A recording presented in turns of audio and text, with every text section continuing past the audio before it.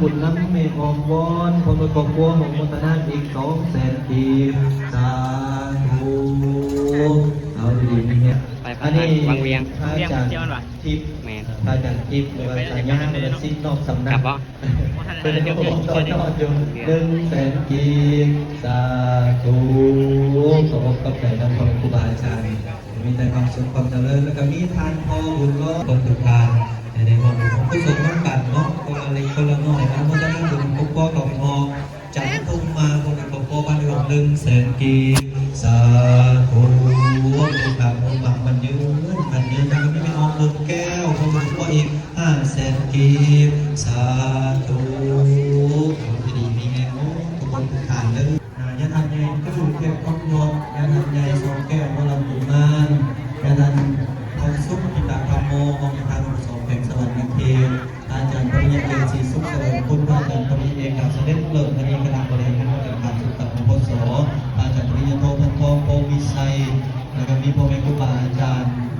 จากเวลาพักนอกในรุ่นอยู่ดีมีเองไม่รู้เรื่องในทรงมันทรงมีอยู่ดีมีสูงท่าในเรื่องของครูบาอาจารย์เขาสำหรับเพิ่มมาน้ำหลังถ้ามีข้าวจีนี่อย่างจะเป็นถวายเด้อตัวนี้เราตัวนี้ก็จะได้ใช้เอาเงิน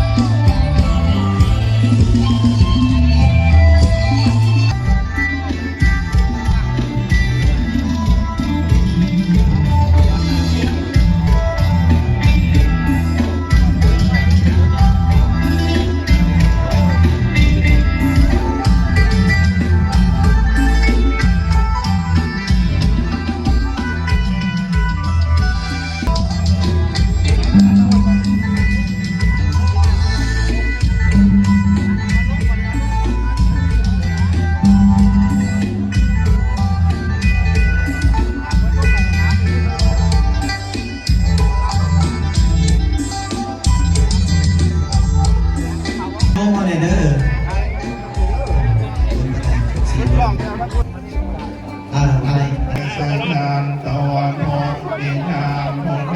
สังกัญญาทังอันเทวันทันโตเอวังปัญญาเนชโย